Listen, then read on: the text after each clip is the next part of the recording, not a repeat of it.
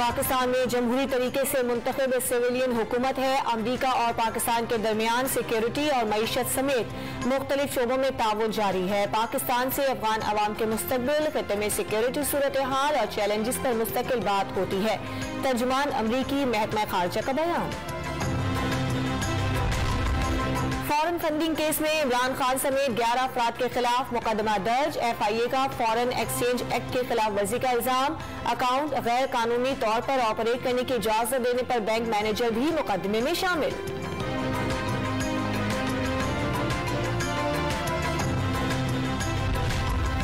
हुकूमत ने PTI के मार्च से निपटने के लिए 41 करोड़ रुपए की मंजूरी दे दी। रियासत को किसी ग्रोह या मुसल्लह जत्थे के हाथों यरगमाल नहीं बनने देंगे।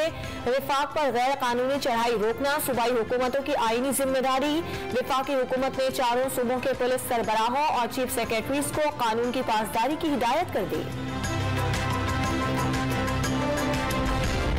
दफा 144 के खिलाफ वर्जी केस में PTI की मुराद सईद की दरखास्त जमानत मंजूर। इस्लामाबाद की मकामी अदालत का 5000 रुपए के मचल के जमा कराने का हुक्म। अमरीका ने तेल की पैदावार में कमी पर सऊदी अरब को नताइज भुगतने की धमकी दे दी। OPEC प्लस ने आइंदा माह से तेल की पैदावार में यौमिया 20 लाख कटौती का ऐलान किया है। फैसले से तेल की कीमतों में इजाफे का खदशा है। जहन में क्या है ये नहीं बताऊंगा, मगर सऊदी अरब को नताइज भुगतना होंगे। अमरीकी सदर जो बाइडेन की मीडिया से गुफ्तगू।